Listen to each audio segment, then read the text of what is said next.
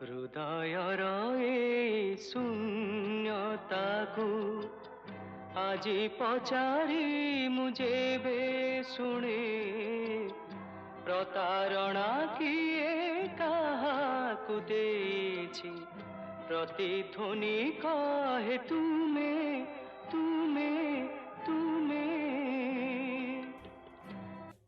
तो आज एपिसोड में बाहरी कले मैं दुई चकिया नहीं कि स्टार्ट करदेला पहुँच गली केदारगौरी मंदिर भाई एत जिन लिखा किए पढ़ो न पढ़ी पलैया तापर देखो ये केते लोक गहली चली पंचुक चलता कार्तिक मास प्रबल गहली तापर देखिए मंदिर प्रांगण बहुत लोग गहली अच्छा तार भितर को मुझा आप मंदिर विषय सब जिन बुझेदेवा। चंद्रमल्लिका से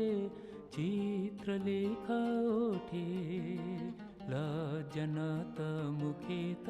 हाय रक्त जोबा फुटे चुप्ति करी बसे चुप्ति करी हसे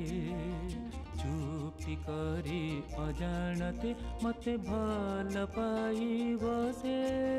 तो आपन को old town diaries second episode welcome. तो आज मुझे केदारगौरी मंदिर फास्ट दिन आम जाइए अनंत बास्तव मंदिर आज मुझे केदारगौरी मंदिर भितर। तो फास्ट कथा ये कौटे सिचुएसन अच्छे मैंने कौ जगह अच्छे कारण जो मैंने आसपा चाहिए केमी आसपारे। तो फास्ट आप स्टेशन आस लिंगराज स्टेशन ताल आप लिंगराज मंदिर देखिए लिंगराज मंदिर पाखे अवस्थित अच्छे यहाँ लिंगराज मंदिर बिंदुसागर कूल ही मैंने अनंत बास्तव मंदिर बहुत ही पाखे अवस्थित अच्छे यहाँ आप मैंने वॉकिंग डिस्टेंस अनंत बास्तव आस लिंगराज आस केदारगौरी निश्चय विजिट करेंगे मस्ट विजिट प्लेस आउ जब आम मेन स्टेशन देखा 3-4 किलोमीटर पड़ो ये आसवा तो मंदिर विषय कथा यहाँ लवर्स टेम्पल बोली कहुए कहीं कहुए कारण मंदिर पचर बहुत रहस्य अच्छी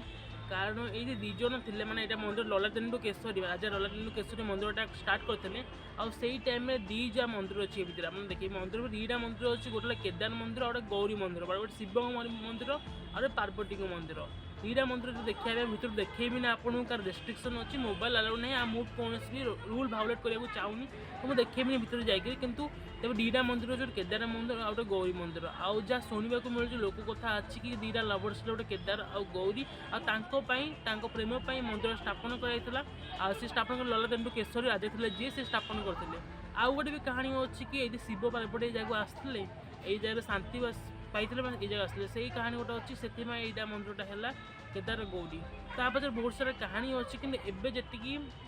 मोर देखा कहानी तो बहुत सारा पाइबे किंतु मंदिर में जहाँ शिव पार्वती को पूजा कराई आप अभड़ा भी मिले आपको भोग कारण पंचुक चलती तो आप अभड़ा आसिक खाईपर अभड़ा भी तैयारी चलती मैंने जल्दी आसवे 11-10टा बेले से आप मिल अभड़ा बहुत ही भल प्रसाद आप मिल ये रोसई घर अच्छी यहाँ आप अर्डर भी दिजाए अभड़ा यदि अनंत बास्तव मंदिर सेमती केदारगौरी भी अभड़ा आप फेमस कहीपर ये आसिक आप ट्राए तो कहीपर प्रसाद भोग मुझे आज ट्राए करी आपको देखदेवी केमी प्रसाद भोग अच्छी आप वीडियो भल लगे लाइक करेंगे चैनल सब्सक्राइब करदे कारण बहुत सारा परिश्रम लगे ओल्ड टाउन डायरीज तो थर्ड एपिसोड में आप बहुत जगह नहीं आसवे आउ गोटे डिफरेंट प्लेस